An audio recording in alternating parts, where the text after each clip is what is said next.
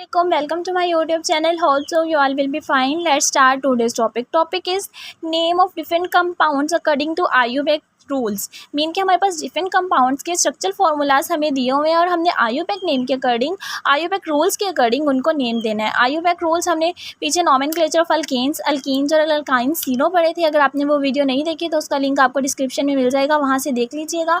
Let's start their naming. ये हमारे पास एक स्ट्रक्चरल फार्मूला, सबसे पहले ये स्ट्रक्चरल फार्मूला दिया हुआ है, हमने इसको नेम देना है. अब हम इसको नेम किस तरह से देंगे? सबसे पहले हम कार्बन काउंट करेंगे कि कितनी कार्बन है. 1 2 3 4 5 6 कार्बन है, तो हमारे पास ये होगा हेक्सीन.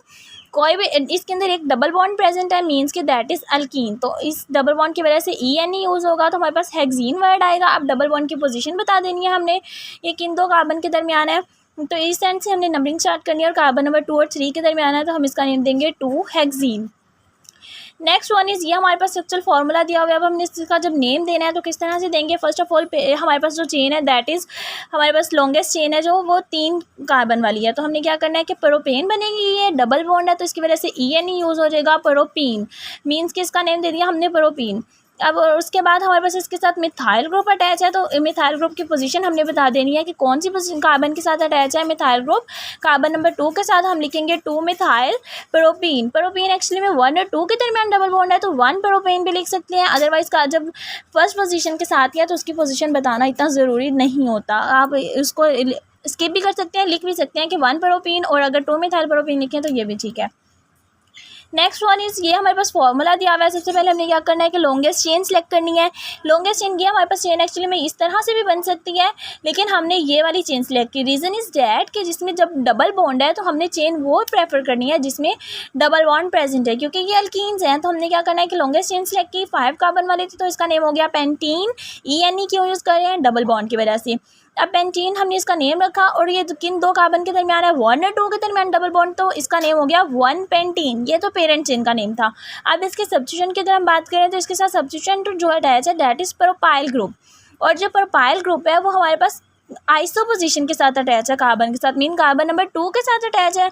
तो हम क्या करेंगे, इसका नेम होगा आइसोप्रोपाइल. और ये कौन से कार्बन के साथ अटैच है? कार्बन नंबर 2 के साथ. तो 2 आइसोप्रोपाइल सब्स्टिट्यूशन का नेम, और उसके बाद लॉन्गेस्ट चेन का नेम या पेरेंट चेन का नेम आ जाएगा 1 पेंटीन. इस तरह से हमारे पास जो फॉर्मूला है उसका नेम होगा 2 isopropyl 1 pentene. Next one is ये हमारे पास स्ट्रक्चरल फार्मूला दिया हुआ है जिसका हमने नेम देना है.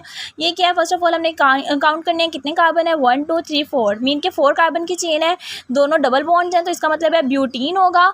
तो 2 डबल बॉन्ड्स हैं तो ब्यूटाडाइन. Die mean 2 butadiene. अब इन दोनों डबल बॉन्ड्स की हमने पोजीशंस लिखनी है. पहला जो डबल बॉन्ड है वो कार्बन 1 और 2 के दरमियान होगा, और जो दूसरा डबल बॉन्ड है वो कार्बन 3 और 4 के दरमियान होगा. तो हम पोजीशन लिखेंगे 1 3 ब्यूटाडाइन. डाई हम क्यों वर्ड यूज़ कर रहे हैं? क्योंकि 2 डबल बॉन्ड्स प्रेजेंट हैं, और उसके बाद 4 कार्बन वाली चेन थी तो वो ब्यूटाडाइन बन जाएगा. और EN क्यों? क्योंकि हमारे पास डबल बॉन्ड्स हैं और ये हमारे पास EN अल्कीन्स है, इस वजह से हम इसको डाईन लिखेंगे.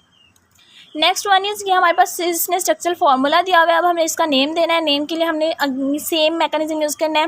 फर्स्ट ऑफ ऑल हम लॉन्गेस्ट चेन सेलेक्ट करेंगे, that will be longest chain. अब लॉन्गेस्ट चेन में कितने कार्बन है? 5 कार्बन, तो हम इसको पेंटीन कहेंगे. रीज़न EN क्यों यूज़ कर रहे हैं? क्योंकि डबल बॉन्ड प्रेजेंट है, और अल्कीन्स के लिए EN सफिक्स यूज़ होते हैं. अब किन दो कार्बन के दरमियान है? 1 और 2 के दरमियान, तो इस पेरेंट चेन का नेम होगा 1 पेंटीन. उसके बाद हमने इसका सब्स्टिट्यूशन देखना है. सब्स्टिट्यूशन क्या है? Ethyl group. वो कौन सी कार्बन के साथ अटैच है? कार्बन नंबर 2 के साथ. तो हम लिखेंगे 2 एथाइल 1 पेंटीन. इस तरह से इसका नेम होगा 2 ethyl 1 pentene. Next one is ये हमारे पास सिंपली एक चेन दी हुई है, इसका हमने नेम लिखना है. तो हम इससे पहले क्या करेंगे? फर्स्ट ऑफ ऑल कितने कार्बन है? 1 2 3, तो that's mean that is propyne. Triple bond है तो इस वजह से हम YN यूज़ कर रहे हैं, और जो ट्रिपल बॉन्ड है वो हमारे पास एक्चुअली में कार्बन 1 और 2 के दरमियान है, तो उसकी पोजीशन हमने नहीं लिखी. आप लिख भी सकते हैं 1 प्रोपाइन या सिंपली प्रोपाइन, क्योंकि 3 कार्बन वाली चेन थी और ट्रिपल बॉन्ड था, तो इसका नेम होगा प्रोपाइन. नेक्स्ट वन इज़ ये 4 कार्बन की एक उसने चेन दी है. फर्स्ट ऑफ ऑल 4 कार्बन है तो इसका मतलब होगा कि ये ब्यूटाइन है. ट्रिपल बॉन्ड की वजह से YN यूज़ करें हैं ब्यूटाइन. अब किन 2 कार्बन के दरमियान ट्रिपल बॉन्ड है उसकी पोजीशन बता देनी है, तो वो 2 और 3 के दरमियान है, तो हम इसका नेम देंगे 2 ब्यूटाइन. नेक्स्ट वन इज़ ये हमारे पास स्ट्रक्चरल फार्मूला है. फर्स्ट ऑफ ऑल हमने क्या करना है कि चेन देखनी है, कितने कार्बन वाली चेन है. तो चेन एक्चुअली में कितने कार्बन वाली है? 6 कार्बन्स वाली, तो हम इसका नेम लिखेंगे हेक्सेन है। अब इसमें से बॉन्ड्स देखनी है, इसमें डबल बॉन्ड्स भी हैं, ट्रिपल बॉन्ड्स भी हैं, तो हम क्या करेंगे, डबल बॉन्ड्स हैं तो उसके अकॉर्डिंग हेक्सा डायइन इसका नेम होगा चेन का। डायइन क्यों कह रहे हैं, क्योंकि 2 डबल बॉन्ड है। अल्कीन्स के लिए ENE सुफिक्स यूज़ करें और डाई का मतलब है कि 2 डबल बॉन्ड्स हैं। अब उनकी पोजीशन बताएंगे दोनों डबल बॉन्ड्स की।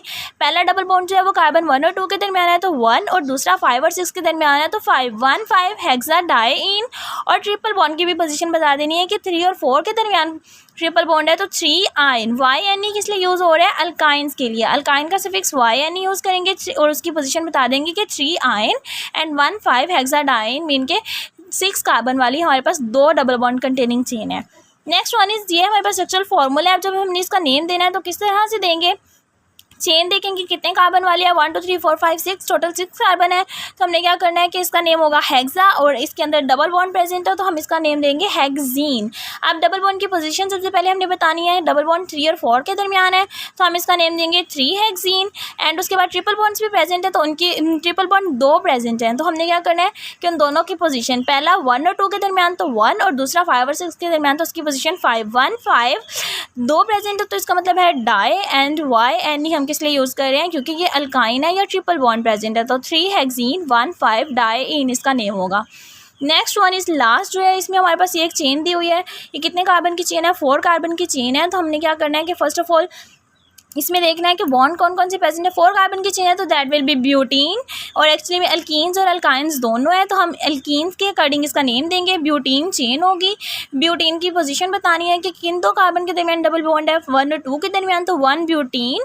एंड उसके बाद ट्रिपल बॉन्ड किन 2 कार्बन के दरमियान है, 3 और 4 के दरमियान तो 3 YNE। YNE का किस लिए हम यूज़ करें, अल्काइंस के लिए कि ट्रिपल बॉन्ड के लिए, तो इसका नेम होगा 1 ब्यूटीन 3 आयन। होप सो आपको वीडियो पसंद आई होगी। अगर वीडियो पसंद आई है तो लाइक और सब्सक्राइब करना मत भूलिएगा। Thank you so much.